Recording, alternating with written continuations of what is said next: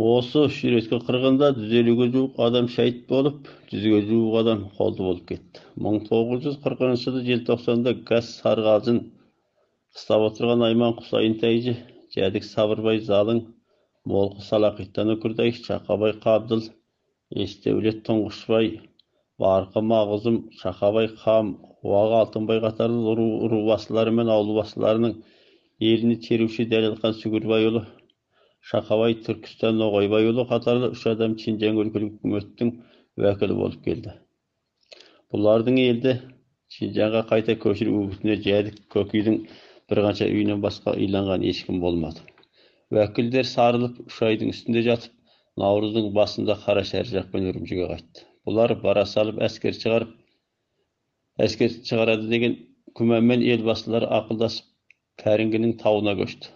Бұл ел Нарынқұл өзенінің солтүстігіндегі таудың теріскейін Кәрінгі деп атайтын еді. Мамырдың басында Құсайын Салақиттандар бас болып 80 адам жортуылға шығып, Тәйжілер Сарғалын қайқая жүрді. Бұлар 9 күн жүріп, бір жерден байланған 9 өгіз тауып азық қылды. Бірақ тіл кеткен екен, сақ болмасақ мерт боламыз деп қатты сақсынып, тағы ілгеріледі. Алдыңғы күні алыстан күрсілдеген дабысты да естіген еді. Алайда адыда атыс болып жатыр деп ешкім де ойлаған жоқ. Гүлму бұтқанасына таяғанда жыңғылдың ішінен оқ тиген мүрделер кезіге бастады. Бұл мүрделер ыстық күнде ісіп кеуіп беттері қарайып кеткен еді. Тек киімінен ғана қазақ екені танылады. Жортуылшылар әрі қайғыланып, әрі шошып кетті. Түгел айлана шапқылап, шәйттердің сүйегін бір жерге жейді. Дәуіт бейған қатарлы бірнешеуінен бойтұмар шықты. Сонымен бір дөңдеу жердегі құмды қолдарымен қазып, шәйттердің бетін жасырды. Бұл кезде мұңғыл малшылары мұңғылдардың сүйегін жиып артып кеткен еді. Жортуылшылар дәл не болғанның байыбына бара алмай дал болды. Соңында бұл маңда оққа ұшқан ат түйе аз көрінеді. Бәлкім бұлар түгел жаяу малды деп шығып, мұңғылдар бұрын көріп осы жерде қырғын болған шығар. Біз енді аялдамай шығысқа тартайық. Мына шәйттердің есесін қайтарайық деп бірлікке келді де тағы жүріп кетті. Бұлар кешкерек қалың топты көріп себжейе ұмтылған еді, алыстан қарсатылған мылтық алға бастырмады. Соның арасынша батыстан келген қара боран іліп әкетті. Құйып тұрған құм ештемені көрсетпейді. Түнімен соққан боран жортуылшылар ішкен ыстық жоқ. Аттарын ұстап жыңғылдың ығына қисайып таң атырды. Боран да басылды. Жаудан баран жоқ. Ендіріліп келе жатқандарында қойайдаған 2 мұңғылды қоршап ұстап ахуалы қосып, жағдайдың анығына жеткендей болды. Әлгі мұңғылдар, сендердің елдеріңді қуған әскерлер осы жердегі мұңғыл азаматтарын түгел жиып атысқа салды. Үнем атыстың алдында мұңғылдарды айдайды. Қырылған азаматтардың сүйегін 1-2 күн арттық. Енді баратын болсаңдар мен бастап барайын, алыс емес. Қатын балаларың да сонда. Бұл әскердің бізге де қорлық әбден өтті. Әттең басып кіріп жеңіс алсаңдар, біздің де есеміз қайтар еді деп тістерін қайрап жанталасты. Бірақ бұлардың бұл көңілінің шын өтірігіне пәрендеп жіп тағу қиын еді. Әйтеу жер жазық. Қапыда қалдыратын тауыш емес. Жортуылшылардан 60 мерген сандал азаматтары іріктеліп жауға шықты. Қалғандар осы жерде тосатын болды. Сол күні түнде бұлар жау әскері жатыр деген маңға келіп 40 жігіт жаяулап ілгеріледі. Жым-жырт, еш тіршіліктен хабар жоқ. Баспалап келсе жау баяғыда орын сипатқан екен. Әттеген ай деп сандарын қағып қалды. Бұлар таң ата жаудың ізіне түсіп тағы жүрді. Түс мезгілінде жыңғылы Сарғалдан жауды қуып жетті. Екі жақ алыстан атыс салды. Қазақ азаматтары жаяулап жауға жақындап барып қадап атып жауды қайта-қайта шегіндіре берді. Бұл атысып жүргендер әскерлер емес, сол әскерлер артынан айдап салып тұрған мұңғыл жасақтар еді. Қазақтардан ара бөлгісі келмейтін мұңғылдардың табандап атысу ниеті жоқ. Қалқалап жан сақтауды қарастыратын. Сонымен бір қашып, бір қуып күн кешіп болып қалды. Осы кезде ішкі Сарғалдан қалың мал көрінді. Жау қолында қатын баланы құтқарудан үміт азайған Құсайындар қайта ақыл құрап, 20 жігіт жауды бақылап қалған 40 малға барды. Мал шетінде жүрген мұңғыл малшылар түгел алдыңғы тобына қарай қашып кетті. Жортуылшылар күн бата малды айдап шығып, түнімен қолап, артта қалғандарға келіп, бірақ тоқтады. 20 шақты жігіт жарым күндік жерде артта қалды. Бұлар осы беті 10 шақты күн жүріп елдеріне келді. Осы жолғы олжалары неше мың қой, жүздің үстінде ірі қара болып, ер қарасы болып барған бақыршы балаларға дейін жүздің үстінде мал тиді. Осыдан кейін Құсайындар Қажыраның басындағы Мейірімхан елін тауып, елге ел қосылып, Қажыра кәрінге есек батқан гәс өңірлерінде қанаттас көшіп қонып жүрді. Шайыт, Шақылық, Шәршен аудандарына барып, астық шай кездеме саудасын істеп, біршама тыныш күн кешірді. Бұл төңіректегі қазақ ауылдары 1941 жылы 800 түтіннің үстінде шықты. Десе де бұл ел тыныш жатпады. Үздік ұйымдасып Сайдам Ойпат төңірегімен Күллен тауының күнгей бетіндегі Заңзу моңғол малшыларына шабуыл жасап, қанға қан, малға мал деген астам идеяның жетегінде бейбаз малшыларды қан қақсатып, адамын қырып жойып, малын бұлап, бала-шағасын олжалау ахуалдары үздік жалғаса берді. Ескерту. 2007 жылы тамызда Мәнсүр Құсайынұлы 83 жастағы кіші шешесін сонау шалғайдағы Түркия елінен еліміздің Gansu өлкесінің Субұй моңғол автономиялы аудандағы туыстарына ертіп келіп төркіндетті. Шешесі Бағила айырылғанына 67 жыл болған туыстарын көріп қатты қуанды. Мәнсүрдің кіші шешесін осындай құрметтеп, ұлт аттап, ел аттап төркіншілеткені моңғол халық ішінде тамаша аңыс қозғап, жаңа заман ұлттар қатынасын жақсартып, ұлттар ынтымағының жаңа белестеріне көтерілгенін дәлелдеді. Осы сапарға Үрімжіден ілескен 73 жастағы Нұрихан Құсайынқызы былай кеңес қозғады. Бағила шешеміздің 102 жастағы жеңгесінің айтысына қарағанда, 1939 жылдың басында Құсайындар Шинжаңнан ауып келген заман Сарғалжыңды басып өтіп, үлкен кіші қалпында мекендеп отырған Самтың зәңгінің 30 түтін моңғолымен қоныштас болыпты. Өрісте малы жастықта басы дегендей тату-тәтті өтіпті. Самтының 10 баласы бар екен. Құсайын бәйбішесінен бала болмаған соң ырымдап Самтының бір қызын кішілікке сұрады. Самтың: ойбай, сіздей ұлағатты адамға бермеген қызды қайтемін, 3 бой жеткеннен таңдағаныңызды алыңыз деді. Сонан Самтының бір қызын Құсайын, бір қызын Молқы Салақиттан алған екен. Ол ертеректе өліпті. Енді біреу Молқы Сансызбай алып, ол өте пәре екен, қайтып қашып кетіпті. Самтының бір ағасының қызын Шақабай Қабдыл алған екен. Ол әлі бар дейді. Қалайша екен, осы үшеуінен де пұшпағы қанамаған екен. Енді ол кісі жасы 102-ге келсе де ес ақылы дұрыс, мықты екен. Бізден өзі танитын бұрынғы қазақ кәрілерін бірақ сұрады. Жарықтықтың айтысында сол себепті Самтың зәңгінің елі кейінгі шабындыдан аман қалып, 1941 жылы күзде Дунхуан Әнши аудандарының диқандарының арасында көшіп кіріп кетіпті. Қазір 100-дің үстінде ұрпағы бар дейді. Елдің сүрден бәгажаға айдалуы. 1941 жылы сәуірдің басы Мейірімхан елі бұзылып батысқа кеткеннен кейін қалған елді хан Жеңгу Мафуфаңның бұйрығы бойынша шығысқа айдады. Ойырқұл, Майсу, Ырқа, Тула аңғарларында отырған қазақ ауылдарын тұтас айдап кезеңдерден асырып сұрдың басына түсірді. Мұндағы мақсат қазақ елін енді батысқа иенге жібермей, бәгажаның шығысына қоныстандырып, ат көрікті түгел жиып, қол аяғын кесіп, тағы бала біткенді алып, құлыны желіндегі боз биедей ұзап ешқайда кете алмайтын етіп еді. Осы оқиға жөнінде Gansu Ақсайда тұратын 80 жастағы Қайып Молқы мұғалім Қожаұлы былай дейді. Сұрдың қысаңында Мейірімхан ерен қайыптар бастап атыс болып жатты. Мылтықтың үні естіліп тұрды. Сонда менің 10 жастағы кезім. 16 жастағы ағам Мұқсинді атысқа алып кетті. Ауылда қалған үлкендері бір төбеге жиналып ақыл құрап, соңында қоштасып арыздасып тарасыпты. Әкем үйге келе сала, әпекеміз Қатжаны бір атына мінгізіп, бір түйесін жетелетіп алып барып, Таспикі Қопанның әкесі Мұсаға. Заман болса бұзылып, ел екі жаққа кеткелі жатыр. Құдай десті, құда болдық. Жаугершілік заманда жан бар жерде қаза бар. Енді елдің іргесін қосылар қосылмасын Құдай біледі. Мына балаңды көзімнің тірісінде өзіңе тапсырайын. Қайда жүрсе де екеуі бірге болсын. Қош, Аллаға аманат. Амандықпен көрсек деп қош айтып қайтып келді. Болмаса ырымында істемедік ау деп шешем қатты жылады. Сол күні түнде біз қалың елмен бірге сұрды қайқайып көштік. Әкем көшті жүргізіп жіберіп атыс болып жатқан жерге барып, ағам Мұқсинді Аждардан, Мейірімханның кіші інісі, Аждардан алып қашып келді. Содан екі көшіп бір Саржонға келіп, мал төлдеттік. Қозы қара құлақтанбай тауға ел ішіне әскер шығып, адам ұстап жатыр дейді. Қамке, Қаспақ, Мұхаммадилердің аяғын шағып кетіпті деген қауесет ел ішінде ду ете түсті. Көп өтпей әскер келіп, елді тағы да шығысқа айдады. 10 түтінге бірден жажаң қойды. Олар әскерге күнде мәлімет беріп тұрады. Сол айдағаннан көп айдап бір күні бір сұр бастауға қондырып, елді дақұй бар деп жинады. Жан жақта төбе-төбеде қару ұстаған әскер. Ел қырады деп шулап, иманын айтып күңіреніп кетті. Әскердің атаманы алдында байлаулы тұрған Таспике Қабкеш деген жігітті нұсқап, Мынау барып тұрған бұзық. Бұл бұзылып қашқан елдің артынан кетпекші болып ат ұрлап тыққан. Біз бұндай бұзақыларды Мачужидің бұйрығы бойынша атамыз.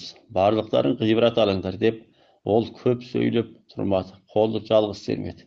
Барабан çalınып, Қабыкешті топтан алып шығып, тарс еткізіп, жалғыз талоқпен атып тастап, әскер аттанып төбе-төбеге шығып кетті. Қабыкештің туыс-туғандары жылап еңіреп сүйекті көтеріп кетті. Ертеңінде Багажанның басына асып түсіп қондық. Қалың ел, жер тар. Сүйген қонысына қондырмайды. Сайдың іші чулап бір-біріне қосылған қозылар, қой.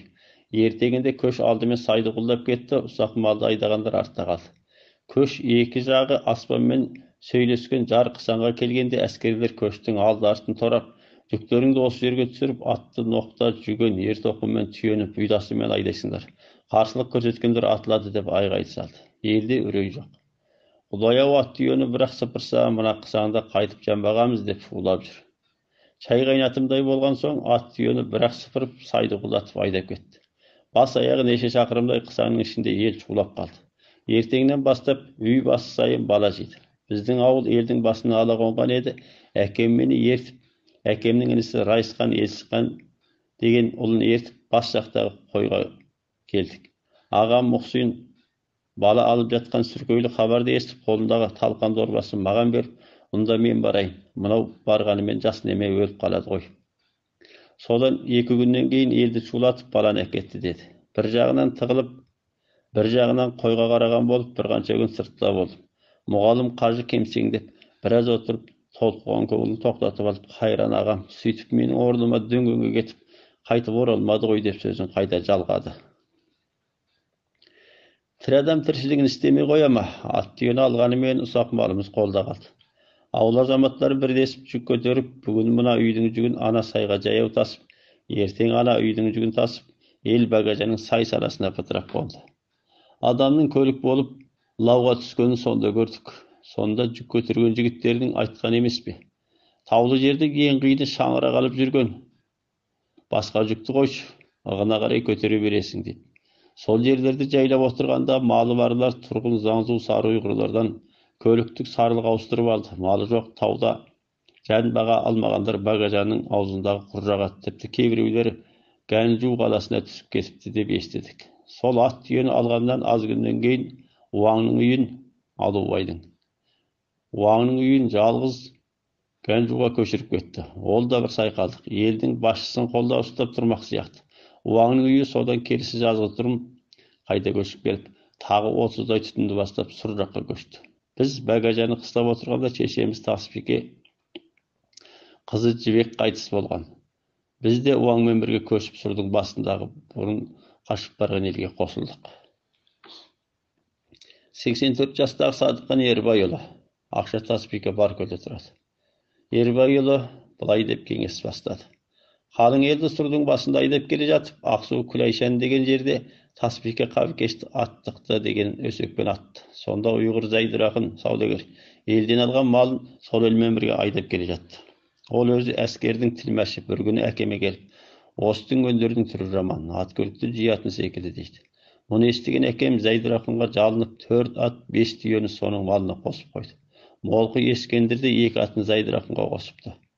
Ат көлікті баланы түгел алып, ел жүгін көтеріп пытырап қонғаннан кейін әкем өз ат түйемізді әкеліп қарағайдың ішіне тығып малдандық. Ескендір атын алып келіп, ес-ақылдан жұрдай тағалап, ел ішінде мініп жүрді. 1941 жылы қазан айында әскердің Галусыдағы штабы сарбасы Сыбан Жәутікұлы, есағасы Мажан, Молқы Ескендір үшеуін шақырып апарып, бармақтан асып қойып сабап, ел бүлінгелі жүр. Сендер тыныш жүрген жоқсыңдар. Шындарыңды айт деп сұраққа алады. Бұлар ондай жоқ деп безереп болады. Соңында Ескендірді. Сен әуелі Есіқанмен бірлесіп, хан Жимбауды өлтірдің. Есіқанға барған уәкілдердің бірі еді.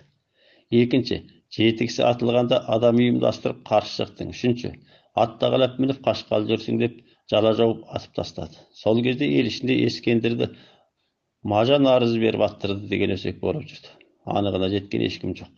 Біз 150-ге жуықтудың ішімізде жәдік түрікпен, Жақаш, Меркіт, Қарағыз, Ителі, Орыспай бар. Менің әкем Шаңия болып, Баба Ужақты, қазіргі Шыңқайдың Шилен ауданы. Баба Ужақты мекендеп жүрдік. Жаушылық болмады. 1947 жылы аман-есен Баркөлге көшіп келдік. Баркөлде тұратын 95 жастағы Байхон Тасбике Беген Боғыбайұлы, шын аты Береке. Былай дейді: сүрде бал алғанда қашып тауға шығып кеттім. Елді Туладан сүрге асырып айдап, Бәгажадаға келгенде тағы бала алды. Мен қой айдап артта қалып едім. Шешем Нұртаза, Қарақас Қамысбай қызы алдымнан шығып: қарғам, сендей баланы ұстап тізіп жатыр. Сен менің кимешек сылаушымды киімімді киіп, осы мал шетінде бол. Ана топалаң болып жатқан жерге жолама деп, қалың талдың ішінде алып келген киімін кигізді. Bir demde bir sarı келіншек болып шыға келді. Дүнген әскері, ал қашатын аяғын осыма деп, қаспақ қатарлы бір қанша адамның қызыл асығын шақты деді.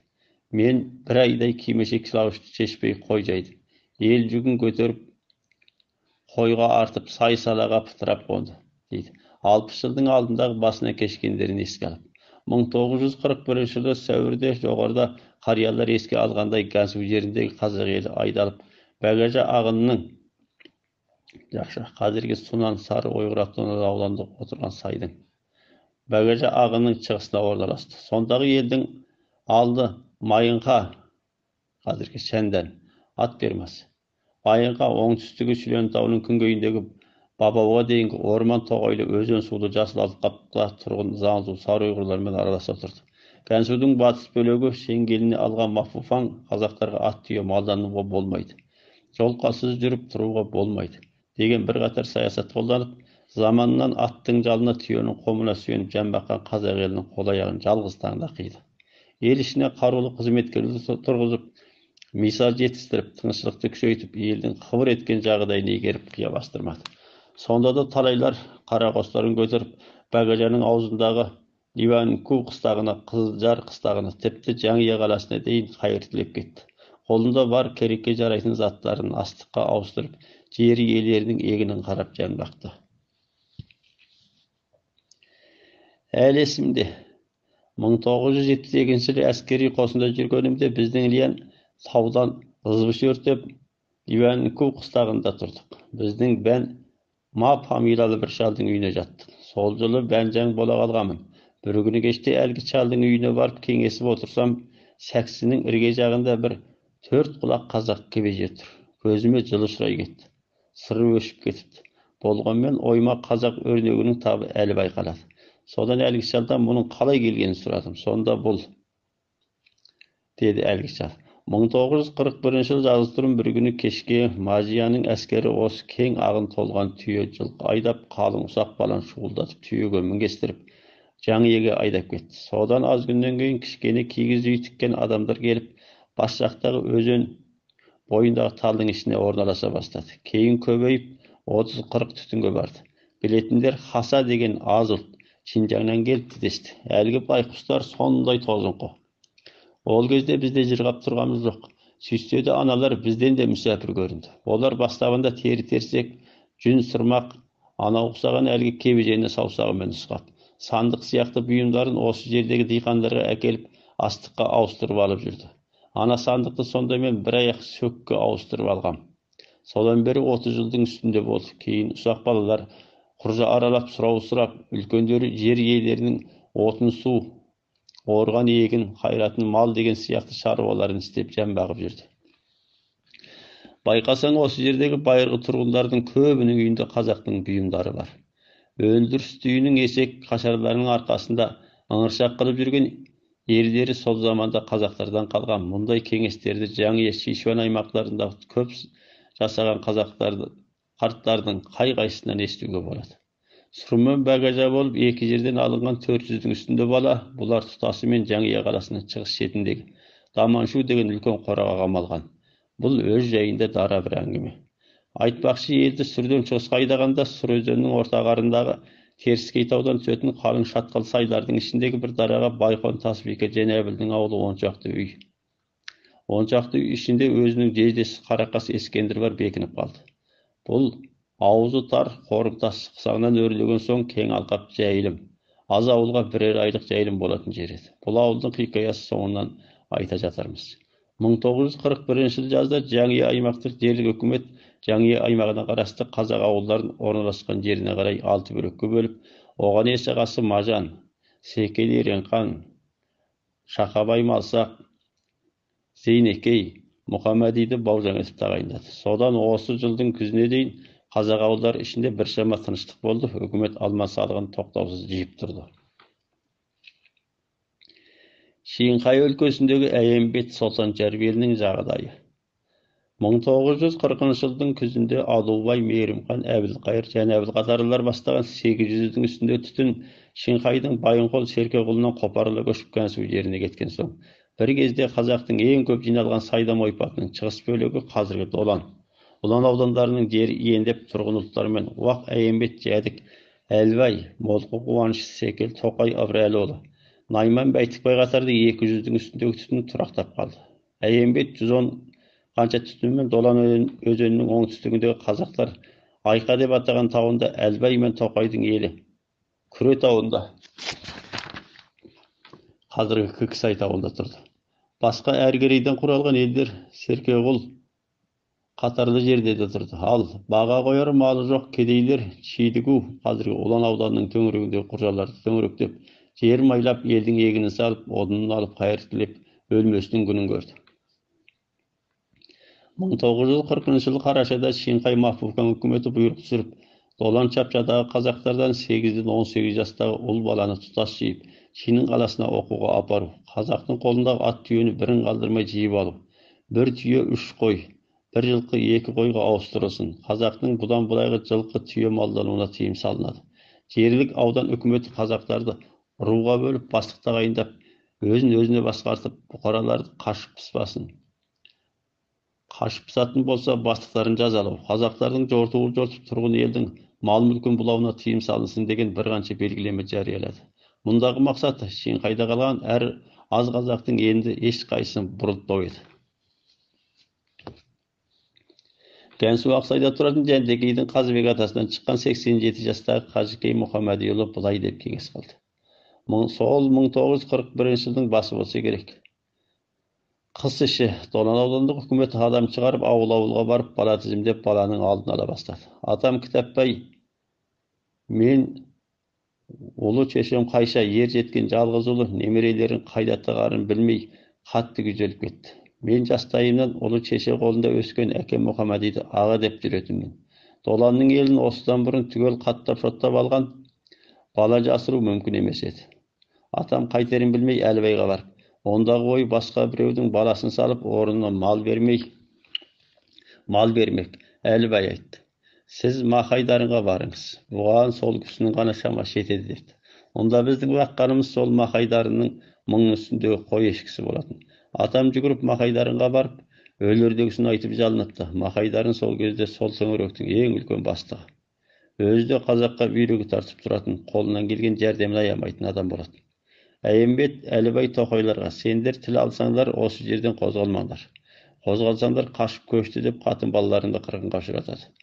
Машужи қашып көшкендердің еркегін түгел қырсын депті, деп ақыл айтып алып қалғанда осы адам болатын. Сонан онда кімнің баласы сенің балаңның орнына барады. Өзің тап, соң маған кел. Мен сенің балаң деп тізімдеп қояйын депті Махайдарың. Атам келе салып елден тың-тыңдап сұрастырып еді. Жәнтекейдің қыстаубайы Асқар деген кедей адам: онда менің інім барсын, маған Кітапбай 20 еркек қой берсе болды депті. Сонымен айту бойынша менің орныма Асқардың інісі кетті. Атам қолма-қол 20 еркек қой ұстап берді. Бұл мал Махайдарың бізге мал өткізгенде санақтан жаңылысып кеткен, бізге артық түскен пайда болатын. Енді бір жағынан қолымыздағы 3 түйеге 60 ұсақ мал беріп тапсырып алған. Ол кезде қолында мал барлар түгел малсыз кедейлердің баласын малға ауыстырып салған. Мен сөйтіп түнгеннен жаным қалды. Баланы алып бола бере мылтық ат түйе жейді. Онда бір түйеге 3-тен қой береді. Елдің қолында бірде ат түйе қалған жоқ. Ел ұсақ малға сарылық айырбастап алып, сонымен көшіп қонатын болдық. Жылқыны көрсе, не атып, не зорлықпен алып кетеді. Ол кезде елдің көбі пұлсыз кедей, шай орнына бидайды күйгізіп қуырып, сонымен Қарасудың өңін бұзып ішеді. Доландағы тұрғын ел жортуыл жортып мал тапқанды қойып, қия басқанын бақылауда. Сол кезден бастап қазақтың руына қарай 4 топқа бөліп, 4 бастық қойды. Бұлар Уақтан Әйембет, Жәдіктен Әлібай, Найманнан Бәйтікбай, Жәнтекейден Секел Тоқай болатын. Бұларды сол кездегі Моңғол занзулардың салты бойынша Уаң деп атады. Сол жылы жазғытұрым дүнген әскер 100-ге жуық қолға түскен қатын баланы айдап біздің үйдің қасына келіп аялдады. Біз Құржаның оңтүстік жағындағы бір қоныста әлгі Мақайдарының малын бағып отырғанбыз.